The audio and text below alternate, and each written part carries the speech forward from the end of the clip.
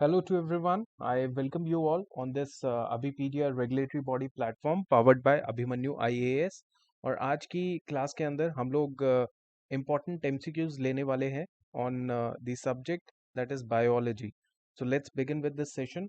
So इससे पहले मैं आपको बता देता हूँ that we have already launched our ESIC Deputy Director live course जो कि 12 सितंबर से शुरू हो चुका है। तो आप इस कोर्स को ज्वाइन कर सकते हो और अपनी जो प्रिपरेशन है उसको और मजबूती से कर सकते हैं। ESIC deputy director complete live course. और यही कोर्स जो है ये बाद में आपको रिकॉर्डेड मिल जाएगा। अगर आप लाइव नहीं अटेंड कर रहे हो तो you will be getting the recorded facility also and you can watch it n number of times. मतलब कितना भी आप अपनी तैयारी के अंदर इसको देख सकते हैं। ठीक है, चलिए let's begin with this question number 1।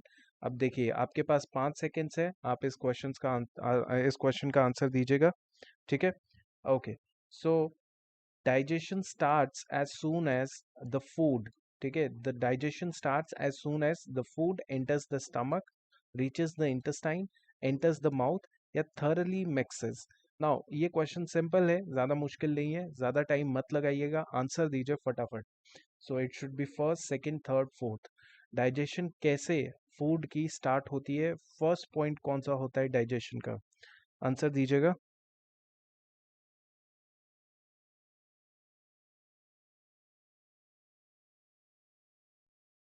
Okay, देखिए सो डाइजेशन स्टार्ट होती है once the food enters the mouth. ठीक है, फूड जैसे ही एंटर करता है माउथ में तो हमारा क्या होता है, हम फूड को जो है च्यू करना शुरू कर देते हैं, उसे चबाना शुरू कर देते हैं। सो चबाने के साथ साथ क्या होता है, सलाइवा जो है वो सीक्रीट होता है। सलाइवा सैलिवरी ग्लैंड से, कौन से ग्लैंड से, सैलिवरी ग्लैंड से सलाइवा सीक्रीट होता है। वो मॉइस्चर करता है फूड को ताकि वो इजीली मूव कर पाए स्टमक के अंदर, और स्टमक से जो आगे की कार्रवाई होती है वो चलती रहती है। सो हमारा जो डाइजेस्टिव सिस्टम है ना, it is a complex process. यहाँ पे आपको एक एलिमेंट्री कनाल मिलती है। हमारे डाइजेस्टिव सिस्टम का सबसे इम्पोर्टेंट कंपोनेंट है एलिमेंट्री कनाल। और यही एलिमेंट्री कनाल जो है, इसके बहुत सारे कंपोनेंट्स हैं उसमें, जैसे कि बकल कैविटी हो गया, फूड पाइप जिसे हम ओसियोफेगस भी कहते हैं, then another component is stomach, then small intestine, large intestine, और अल्टीमेटली एनस। ठीक है, सो ये सारा का सारा जो है ये हमारा डाइजेस्टिव सिस्टम कंट्रोल करते हैं, ये सारे कंपोनेंट। ठीक है, सो डाइजेशन शुरू होती है माउथ से, याद रखेंगे, starting from the mouth and and होती है स्मॉल इंटेस्टाइन में। करेक्ट हो गया, चलो आई होप आपका ये आंसर सही होगा। नेक्स्ट क्वेश्चन देखते हैं। The oxygen carrying molecule in the blood of humans is known as what. So oxygen carrying molecule जो है ब्लड के अंदर जो होते हैं, ह्यूमन के ब्लड के अंदर जो ऑक्सीजन कैरिंग मॉलिक्यूल होते हैं उनको हम लोग मायोग्लोबिन कहते हैं, हीमोग्लोबिन कहते हैं, फॉस्फेट बफर कहते हैं या प्लाज्मा कहते हैं। यू नो, इन क्वेश्चंस को अटेंड करना ही अगर आप शुरू कर देंगे ना, जैसे मैं इंडियन फ्रीडम स्ट्रगल लेता हूँ, ठीक है, मैं जनरल साइंस लेता हूँ, ये ऐसे कंपोनेंट है जिसकी वजह से आपका काफ़ी हिस्सा जो होता है, कंपोनेंट जो आपके एग्जाम का होता है, वो क्वालिफाई, वो एक तरीके से कंसिस्ट करता है। तो अगर इन दोनों सब्जेक्ट में आपने ग्रिप पकड़ ली, आप चाहे कोई भी पेपर निकाल के देख लो, जीएस, हिस्ट्री, मेजर कंपोनेंट, तो इन एमसीक्यूज को फॉलो करो, you will definitely feel that confidence in you, right. Now answer मुझे मिल रहे हैं, haemoglobin is the right answer, haemoglobin is the right answer. So हमारा जो आरबीसी है, राइट ब्लड सेल है, वो कैरी करता है molecules, it carries the molecules which is oxygen carrying molecules होते हैं ब्लड के अंदर of the humans, and these oxygen carrying molecules are haemoglobins, correct. So ये हेमोग्लोबिन होता क्या है, it is actually a protein. तो अंडरस्टैंड दिस, ये भी क्वेश्चन आया हुआ है पेपर के अंदर कि हीमोग्लोबिन होता क्या है, is it a carbohydrate, fat, protein, या कुछ भी बना दिया एक्स वाई जेड। तो वहाँ पे प्रोटीन हेमोग्लोबिन होता है, आरबीसी के अंदर होता है। याद रखिएगा, एक स्टेटमेंट आती है W C B C consist of haemoglobin, not correct, RBC consist of haemoglobin, और इसमें जो है ये ऑक्सीजन कैरी होता है। ठीक है, next is, we are aware of the fact that and on account of activity of sleep center in the brain, which is regulated by blood, our body goes to sleep. But do you know what particular substances in the blood activate the sleep center? इस सवाल को एक बार पढ़िएगा कि हमारा जो blood का कौन सा हिस्सा है, कौन सा सब्सटेंस है ब्लड के अंदर जो हमारे स्लीप सेंटर को एक्टिवेट करता है। Is it vitamin, calcium, carbohydrate, iron? जल्दी बताइए।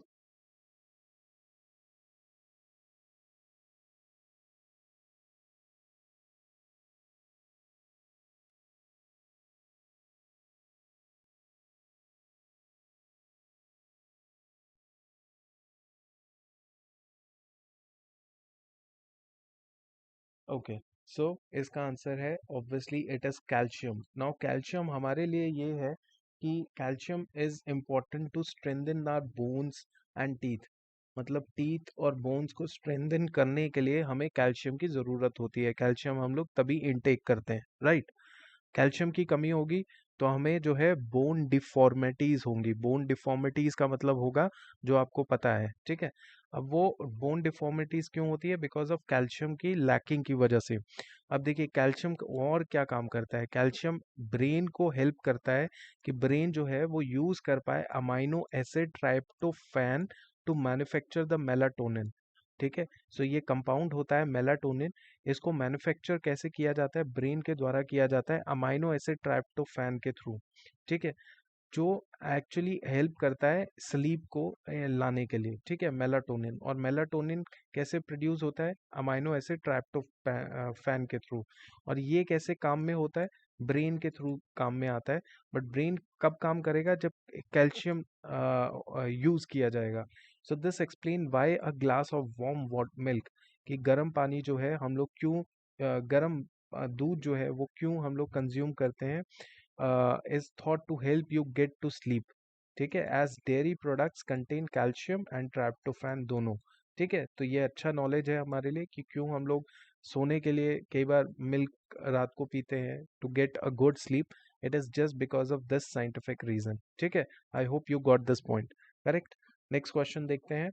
अ human child, for example, is born small but it continues to grow till a certain age when it stops. In fact, human growth is conditioned and regulated by system of glands. They are what? Is it endocrine glands, exocrine glands, heart glands या brain glands? ठीक है, याद रखिए। Master gland, major gland, exocrine, heart gland, brain gland. आपको लगता है इसमें कि एक एक बच्चे से लेके बड़े तक की जो ग्रोथ होती है, ह्यूमन ग्रोथ होती है, वो किस के ऊपर डिपेंडेंट होती है? हाँ जी, किसके ऊपर डिपेंडेंट होती है? 1 2 3 4।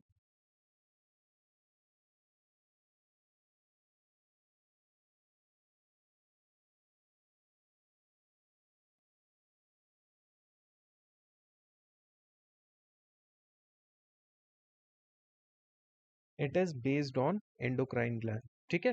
तो एंडोक्राइन ग्लैंड क्या होता है वो देख लेते हैं। इट प्रोड्यूसेस द हार्मोन, ठीक है। यह हार्मोन प्रोड्यूस करता है ताकि ये हार्मोन, एक्चुअली हार्मोन क्या होते हैं? हार्मोन होते हैं केमिकल मैसेंजर्स, ठीक है।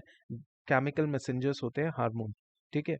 तो वो क्या करते हैं? वो बेसिकली केमिकल रिएक्शन क्रिएट करते हैं, प्रोड्यूस करते हैं ताकि वो चीज़ जो है बॉडी के अंदर हो उस टाइम के लिए। और जब वो चीज़ हो जाती है तो ये हार्मोन जो है उनका काम खत्म हो जाता है। That functions to control and regulate many body processes, ठीक है। एंडोक्राइन ग्लैंड जो है ये कोऑर्डिनेट करते हैं नर्वस सिस्टम के साथ भी to control the function of other organ system. Major glands जो है एंडोक्राइन ग्लैंड, ये याद रखना आपको ज़रूरी है क्योंकि एंडोक्राइन ग्लैंड आपने पढ़ लिए कि कौन कौन से मेजर ग्लैंड्स हैं, तो आपको एक्सोक्राइन ग्लैंड के बारे में पढ़ने की ज़रूरत नहीं पड़ेगी। It is pineal, pituitary, pancreas, ovaries, testis, thyroid, parathyroid, hypothalamus, adrenal gland, ठीक है। सो ये सारे ग्लैंड्स जो हैं they come under the category of endocrine gland, ठीक है। Endocrine gland, pineal, pituitary. Pituitary gland के बारे में प्रॉपरली पढ़ना बहुत ज़रूरी है। पेनक्रियाज के बारे में पढ़ना ज़रूरी है। थायराइड के बारे में पढ़ना है। ये तीन ग्लैंड्स के ऊपर ज़्यादा जोर देना ज़रूरी है, ठीक है। Next question is, which one of the following is the special type of milk produced by lactating mother essential for development of immune response of newborn baby in human, ठीक है। is it breast milk produced after month of childbirth, transitional milk, colostrum या mineralised milk? ठीक है, बताइएगा इसका answer क्या लगता है आपको? Which one of the following is the special type of milk produced by a lactating mother essential for the development of immune response of newborn baby in human?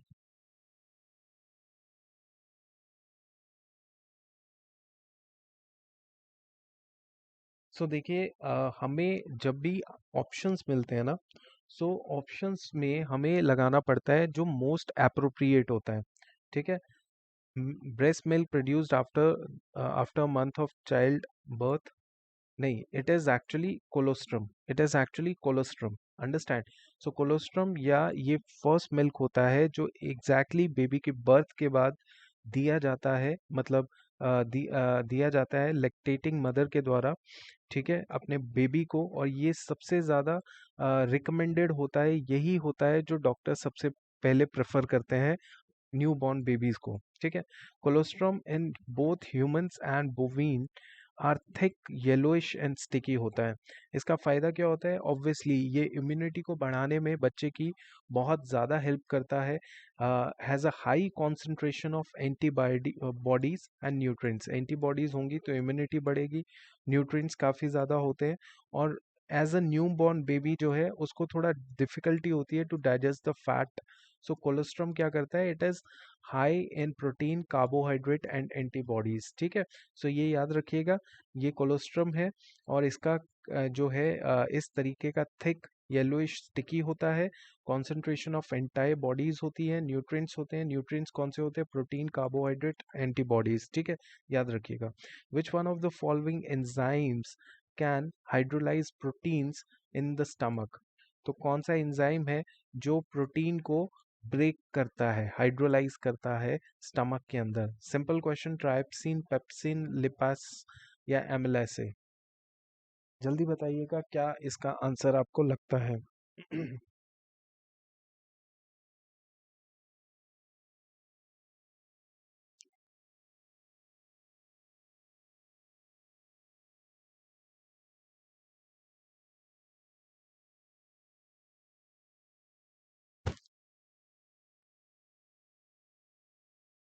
देखो, इसका जो आंसर है दैट इज पेप्सिन। ठीक है, इसका answer क्या है? ये है पेप्सिन। ठीक है, which one of the following enzymes can hydrolyse protein in the stomach? It is pepsin.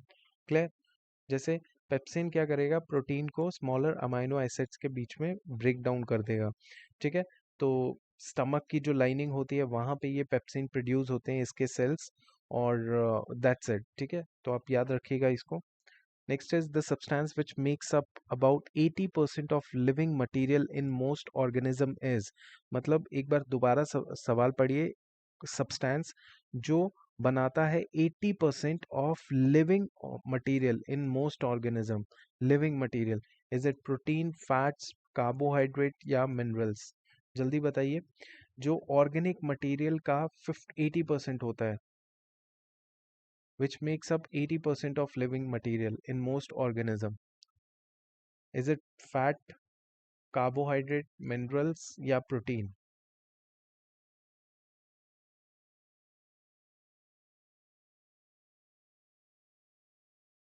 जी, देखिए इसका जो आंसर है दैट इज प्रोटीन। ठीक है, प्रोटीन है।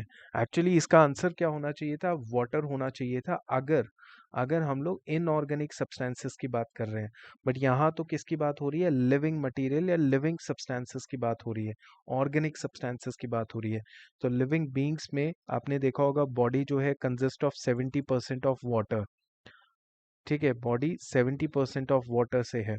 लेकिन अगर हम लोग लिविंग ऑर्गेनिजम्स की इनऑर्गेनिक सब्सटेंसेस की बात करें तब वाटर होगा। अगर हम लोग ऑर्गेनिक कंपाउंड्स की बात करें तो protein is the most abundant, because they are the one of building blocks of body tissue, can serve as a fuel source. समझ आ गया? It is basically the protein which is most abundant as far as the organic compound are concerned. ठीक है, चलो।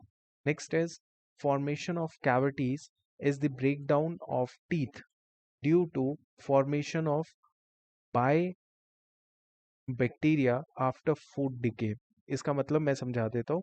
जो हमारे teeth के अंदर कैविटीज बन जाती है, वो टीथ के अंदर कैविटीज इसलिए बनती है क्योंकि टीथ मतलब ब्रेक डाउन ऑफ टीथ हो जाता है, मतलब कैविटीज का formation is break down of teeth. अब ये क्यों हो रहा है? Because of formation of what? Because of formation of what? What? By bacteria after food decay. तो फूड जब डिके हो जाता है, बैक्टीरिया के द्वारा क्या फॉर्मेशन होता है? Is it acid, base, salt, hydrogen peroxide?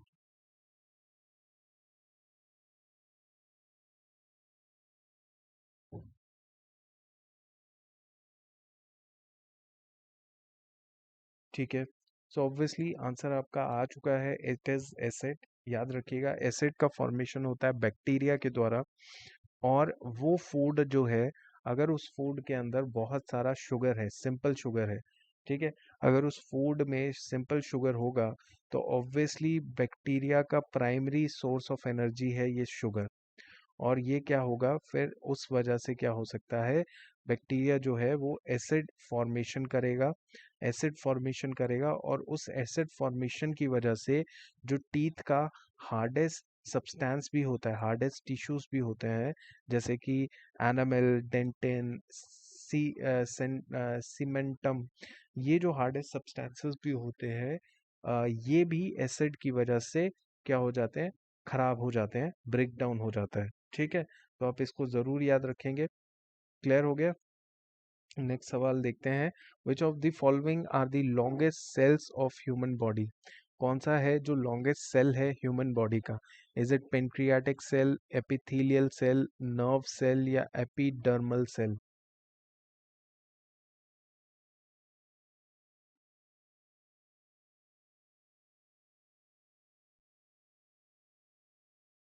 Which of the following are the longest cell of human body?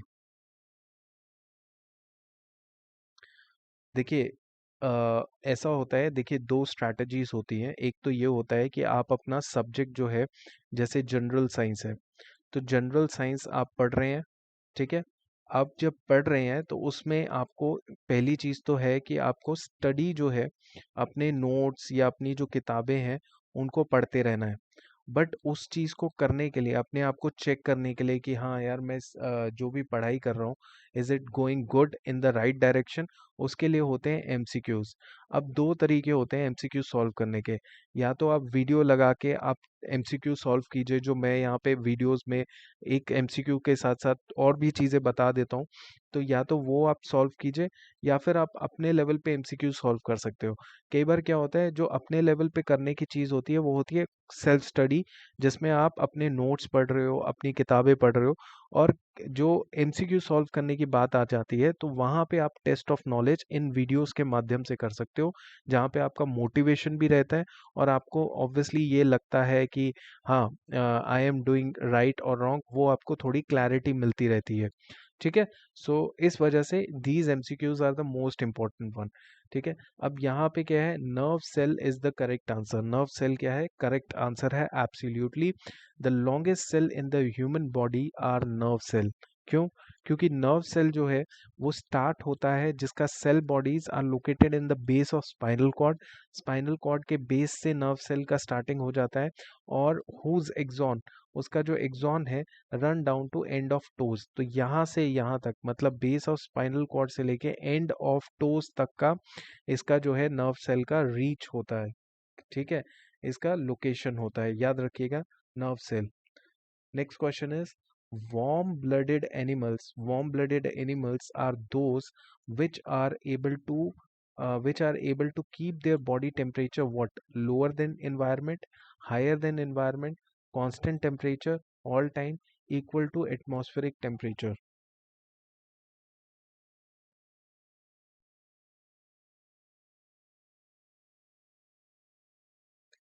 Warm blooded animals are those which are able to keep their body temperature lower than environment, higher than environment. ठीक है, so obviously warm blooded animals are those who are able to keep their body temperature constant, temperature all time. ठीक है, इनका ऐसा mechanism होता है, ठीक है, जैसे मैमल्स हो गए, बर्ड्स हो गए, they are able to keep their body at a constant temperature, ठीक है। इनका ऐसा मैकेनिज्म होता है कि ये अपनी हीट जो है बॉडी के लिए खुद प्रोड्यूस करते हैं, generate their own heat when they are in the cooler environment and by cooling themselves in the hotter environment, ठीक है। सो ये जो प्रोसेस होती है, this process of maintaining the constant environment, maintaining the constant environment inside the body is called homeostasis. Now this term is important, homeostasis मतलब घर जैसा feel होना, ऐसा हम लगा सकते हैं ना, होम, होम मतलब घर जैसा फील हो जाता है जहाँ कहीं भी जाते हैं, क्योंकि इनका खुद का अपना एक हीट मैकेनिज्म होता है, हीट जनरेटिंग मैकेनिज्म होता है, इसीलिए होम्योस्टैसिस इसका सही आंसर, मतलब होम्योस्टैसिस इसका सही है, ठीक है। चलो, next is which of the following parts of potato is edible. तो कौन सा पार्ट है पोटैटो का, आलू का, जो खाने लायक होता है, एडिबल होता है, ठीक है। Is it stem, seed, root, fruit?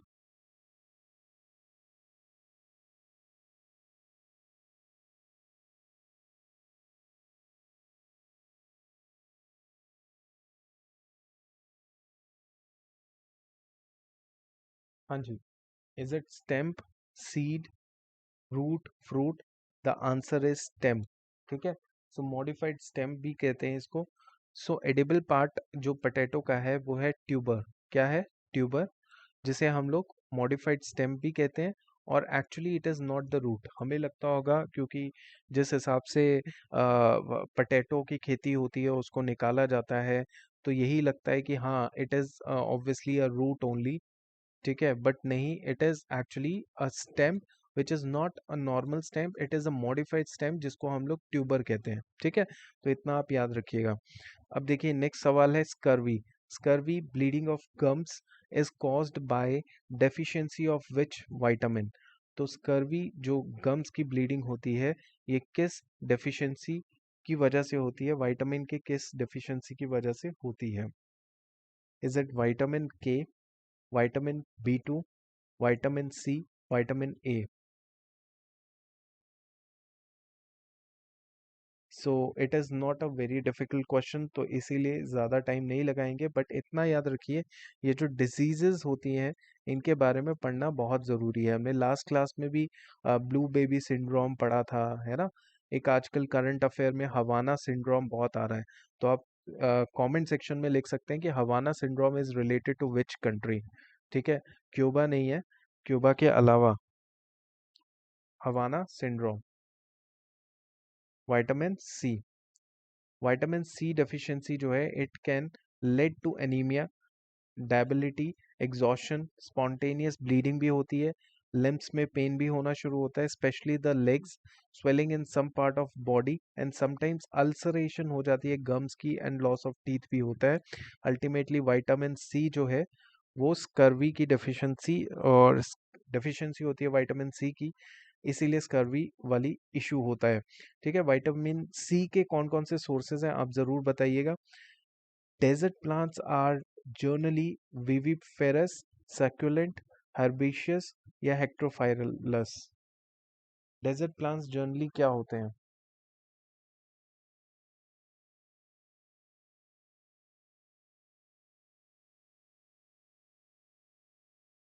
सो बताइए। और आज वैसे भी 2 अक्टूबर है, सो गांधी जी का दिन है ये।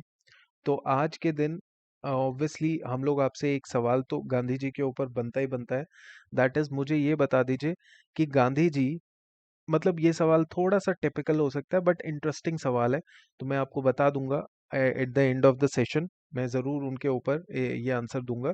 लेकिन आप भी सोचिएगा कि गांधी जी ने ये जो सत्याग्रह की टेक्निक इंड्यूस निजात की थी या निकाली थी, ये निकाली थी ब्रिटिशर्स के अगेंस्ट या गोरों के अगेंस्ट, क्योंकि ब्रिटिशर्स जो थे वो साउथ अफ्रीका में भी बहुत ज़्यादा जो रेशियल डिस्क्रिमिनेशन करते थे, और जो बाकी लोग थे इंडियन, साउथ अफ्रीकन्स, वहाँ के नेटिव्स, उनके साथ बहुत बुरा बर्ताव करते थे। तो गांधी जी ने ये टेक्निक निकाली थी जिसका नाम था सत्याग्रह, ठीक है, सत्याग्रह टेक्निक, ठीक है।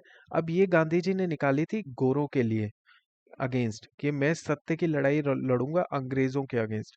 बट ये जो टेक्निक थी, उनको जब वो इंडिया में आए ना तो उन्होंने सत्याग्रह किए। आपको पता है कि इंडिया में उन्होंने स्टार्टिंग में 3 सत्याग्रह किए, खेड़ा, चंपारण और अहमदाबाद मील स्ट्राइक, ठीक है।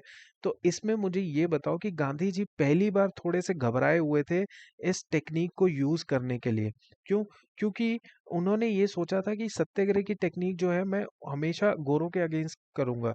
लेकिन यहाँ पे सिचुएशन ये आ गई थी कि उनको ये टेक्निक यूज करनी पड़ रही थी अपने ही लोगों के अगेंस्ट भी, ठीक है। तो आपको आई होप क्वेश्चन समझ आ गया होगा कि इन तीनों सत्याग्रहों में से ऐसा कौन सा सत्याग्रह था जिसमें गांधी जी को थोड़ी एप्रीहेंशन, थोड़ी चिंता होना शुरू हो गई कि यार ये टेक्निक तो मैं गोरों के अगेंस्ट लाया था, ये वेपन मैं गोरों के अगेंस्ट लाया था, लेकिन अब यही वेपन मेरे को अपने लोगों के लिए भी यूज करना पड़ रहेगा, ठीक है। क्योंकि अपने लोग भी बड़े खराब हैं, अपने ही लोगों को खराब कर रहे हैं, मतलब डिस्क्रिमिनेशन कर रहे हैं और बड़ा परेशान कर रहे हैं, है ना। तो इसका आंसर आप मुझे बाद अभी दीजिएगा, मैं आपको बाद में बताऊंगा इसका answer. Desert plants are generally succulent, ठीक है। Desert plants are generally succulent. क्यों? क्योंकि ऑब्वियसली डेजर्ट प्लांट्स डेजर्ट्स में, एरिड सेमी एरिड वाले रीजन्स में रहते हैं, वहाँ पे पानी की कमी होती है। तो ये जो प्लांट्स होते हैं ये अपनी सर्वाइवल के लिए क्या करते हैं, वाटर को स्टोर कर लेते हैं काफ़ी ज़्यादा, ताकि जब वाटर अवेलेबल ना हो तो ये उस पानी को यूज़ कर पाएँ, ठीक है। What amongst the following is responsible for formation of stone in the human kidney? तो ह्यूमन किडनी स्टोन जो है बहुत ही कॉमन होता है। ये स्टोन की फॉर्मेशन किसकी वजह से होती है, ठीक है। ये कैल्शियम एसिटेट की वजह से, ऑक्सालेट, कैल्शियम ऑक्सालेट की वजह से, कैल्शियम सोडियम एसिटेट की वजह से, या सोडियम बेंजोएट की वजह से, सोडियम बेंजोएट की वजह से। सो जल्दी बताइए, who among the following is responsible for formation of stone in the human kidney?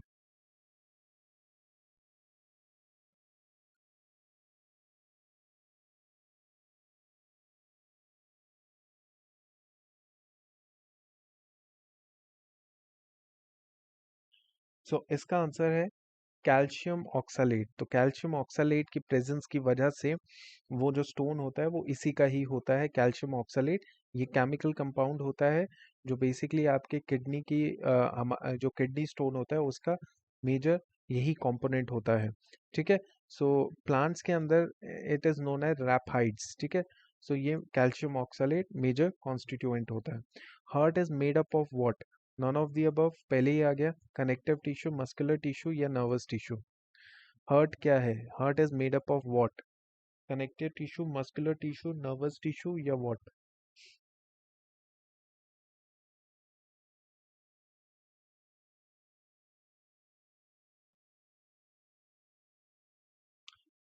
ठीक है। सो आपका आंसर है it is muscular tissue. Heart is made up of muscular tissue. तो बेसिकली मसल से बना होता है, ठीक है। Special type of muscle termed as cardiac tissue, termed as cardiac tissue, ठीक है। सो ये इनवॉलेंट्री मसल होता है, वॉलेंट्री नहीं है, इनवॉलेंट्री मसल है। स्ट्राइटेड मसल है that helps the heart to pump the blood throughout the life, ठीक है। Next is problem in blood coagulation rises from the deficiency of vitamin K, B6, B या D? सो जो blood clotting हो जाती है या blood कोagulation होता है, ये किसकी डेफिशिएंसी की वजह से होता है?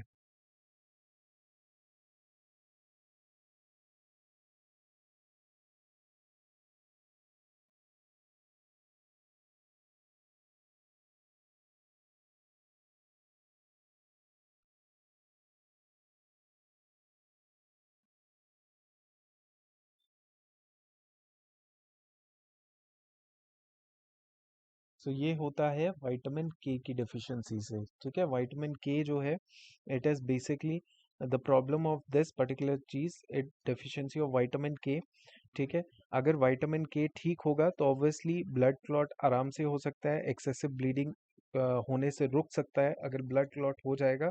और ब्लड क्लॉट तब होता है जब विटामिन के की प्रेजेंस होती है प्रॉपर, ठीक है।